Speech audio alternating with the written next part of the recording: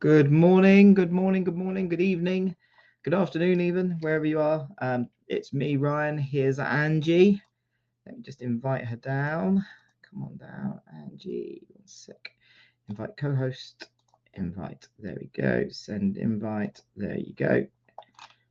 So for those not aware, although I'm sure everyone is, it's the Ag Markets Blast, where Angie, rather than me, gives a rapid fire roundup of the latest pricing flows and market moving news in agricultural markets. Are you there, Angie? I am. Hello. Happy Yeah. Monday. Happy Are Monday. you Let me so put the excited for it to be well, it's the last Monday? final week, isn't it, really? So That's yeah, yeah, absolutely. like I am excited for it to be Monday. I'm actually like part of me is super pumped that next week's Christmas. Like I'm ready for a little bit of a slowdown and a break. But the other Tell part me of me, about it. like I've told you before, like my personality legit is like Big Bird kicking down a door every morning. And so like the slowdown right now just gets me too, because I'm like jacked to see where the market heads next. So I'm kind of like, I'm not ready, but I'm ready. Well, this is good. This is So the energy we need, right? This is the yeah, energy. This is the energy that you bring to the table. this is But the before you do energy. bring it to the table, let me Yes. get the legals out of the way. Nothing discussed on this space session constitutes trading or investment advice or infers any kind of endorsement by PIQ Global Limited, Traders PIQ or PIQ Suite, or indeed the affiliates and hosts, which, as you know by now, is the amazing Angie and me, Ryan. But yeah, go on. Woohoo. Knock the Yeah. door down. Bring it all to the Yeah, let's table. just rock and roll. Let's go, girls, as Shania Twain once said. So this week we have quite a few things, or a handful of things coming at us for the last full week of the trading year, we'll call it. We're gonna get some more details, or we got some more details, but though I'm not really sure if the market's really satisfied with what we got or not. But China, you said had some officials come out and be like, yes, we're really going to focus on consumption. As the goal of 2025, domestic consumption supports and all of these things. And so, some of the things that we saw or some of the what they're kind of floating out there at this point in time appears to be more in the cash for clunker-esque, trade-in programs, like trade in your new dishwasher and get this much off, trade in your microwave stove, whatever, like these household goods, right? Trade those in and you'll get some more, or get something new for a lot cheaper. We've also seen some consumption vouchers floating, especially like into restaurants and things like that into different cities. And maybe they're helping, maybe not. I don't really know. At this point, it's kind of one of those things where we did get retail data last month that was a little bit disappointing, though I don't know if it's surprising or not at this point. The thing that I'm focusing on the most, like I'm going to kind of, ask everyone to just really ignore the noise at this point on the is this enough? Is this cash for clunker program? Is this the one that works, or is this the one that stimulates domestic consumption the most? The biggest thing to me that I think we need to pay the most attention to at this point is their desire to increase employment opportunities for the young people in the country. And in doing that, they're really looking at focusing on gaming and AI, which isn't a surprise. But the other thing to me that I think people, especially in agriculture, need to be paying attention to is China's push to get really big into renewable fuels. And so, we're not just talking about solar energy and wind energy here. China has a desire and a kind of mandate to become one of the largest producers of sustainable airline fuel. It's part of the reason that they're looking to roll back, a lot of their used cooking oil exports, as they really want to focus on that production being done domestically. And so, one of the things that I keep kind of saying out there, and I'm asking simply because I'm a little bit not smart enough to figure it out on my own, Nice, is nice. how do we quantify demand that we've never had before? You know what I mean? Like, how do we figure out if China really wants to push for so many hundreds of thousands of tons of sustainable airline fuel, and they intend to use, their vegetable oils, their used cooking oils, things like that? How do you quantify what that means for the world demand structure? You see the same thing in Indonesia, India, and all of that. And so, from an overall standpoint, to me, the biggest thing that I'm paying attention to in all of this China news is, how much money are they going to put into stimulating this renewable fuel demand that we really haven't kind of had on our radar as something that could change global demand as a whole. Because a lot of us are getting caught up, from a market analyst standpoint, getting caught up in this sort of like demand has plateaued sort of idea. And I Right. don't know if that's necessarily the case.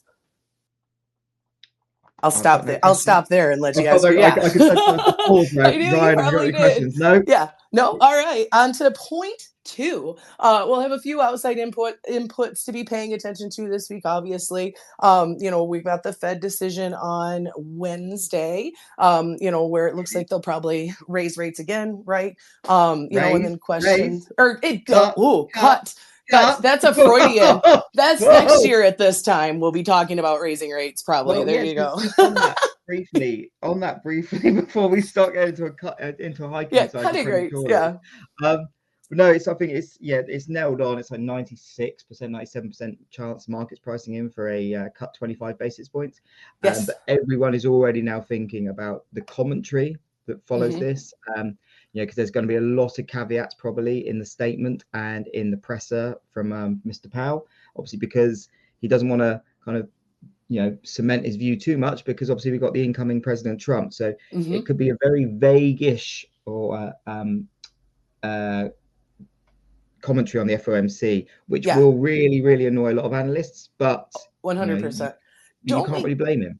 You Don't can't we blame have him some for new targets or some other info to I don't know. I feel like we get something else to kind of look ahead, but yeah, it's going to be vague. It's going to be, and so my question, is do we ever see kind of a sentiment shift? Do we see folks move from these outside equities and all of this, like this is bullish, that is bullish, all of these things are bullish, to, hey, wait a minute, grains are kind of cheap. You know what I mean? Like I think my friend Rory, who at the Friars Report put out this morning, about soybean meal, or it was over the weekend, I think, being, adjusted for inflation at a 25-year low. Now obviously we're going to continue to make more meal as we crush more beans and all of these things, but like, how does the, trader sentiment, do we ever see a shift in it? Does Powell's decision or his commentary or lack thereof, help to drive some of that? Do we see a return to inflation? Yada, yada, yada. Then we also have a bunch of outside geopolitical stuff. We've got Russia and Ukraine. Russia is making its fastest advances since the start of the war now. And a lot of folks think they're really going to continue to just kind of beat the door down as best they can, trying to move west, simply because Trump, part of his peace negotiations plan includes freezing the front lines. And so what does that mean for Ukraine as we move forward? And, sort of this, that, and the other thing. We also get NOPA, National Oilseeds Processor Association, crush data today that'll give us insight into how many beans we crushed in November, and export inspections to help us see maybe where the stuff we're selling is going. And we really kind of need to start answering who the hell is unknown in the corn market. And a lot of folks think it's the EU. I think it is too. It sounds like there's a pretty big hole in their feed availability, corn for feed availability, due to some toxin issues and things like that. And so we could see them come into the US in a big way. But, we want to see China. Yeah. Question for you. So obviously when we get these unknowns, would I be right in assuming that but often these tend to then turn out to be, China? A lot of times in beans, yes. And that's the funny part right now in grains, like not picking on anyone by any means, but there's this sort of idea right now amongst a lot of analysts that, it can't be China and corn. It's always China and beans, but it cannot possibly be China and corn. Right. Okay. Which is funny because it's not like the last time we saw this large of an unknown book on, it was in for corn was 2020, 2021, and it was China. Surprise. But one of those things where at this point everyone's like, well, China doesn't need it. Look at their economics, blah, blah, blah. And I've heard that story before. We did hear it in the fall of 2020 into 21.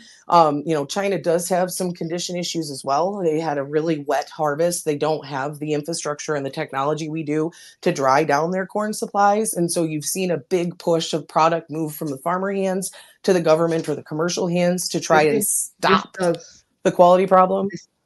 This does kind of tie in with what we said, I believe, on Friday, which was if you ever hear an analyst say something with certainty, avoid them at all costs. And like you're saying, the analysts are saying 100% it's not China doing this. Yes, for definitely real. Not China buying corn. Yeah. Well, I was like, well, the last time we had this, actually, Yeah, maybe It prelude, was, but not yeah. yet. Yeah, but we We don't don't know know. yet. So we'll watch. Yeah, we'll watch and see. And so then last point, as we get closer to our newly adjusted 10-minute deadline here, we'll be watching farmer selling, end user buying, at the start of the year into the start of the new one.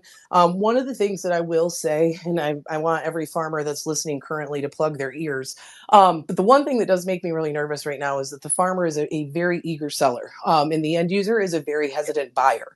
And for the most part, year over year of doing this, very rarely are both parties right. As a matter of fact, most tend to trade based only on what they did the year prior and the mistakes that they made. So last year, the farmer didn't sell quickly enough, early enough, never, didn't sell what they needed to when they needed to. And the end user bought too much too early. And so now you're seeing a flip. And that is the one thing that gives me pause, is that I do feel like there's a desire for the farmer in the farmer to liquidate supplies, which I get it. I understand. I'm not saying not to.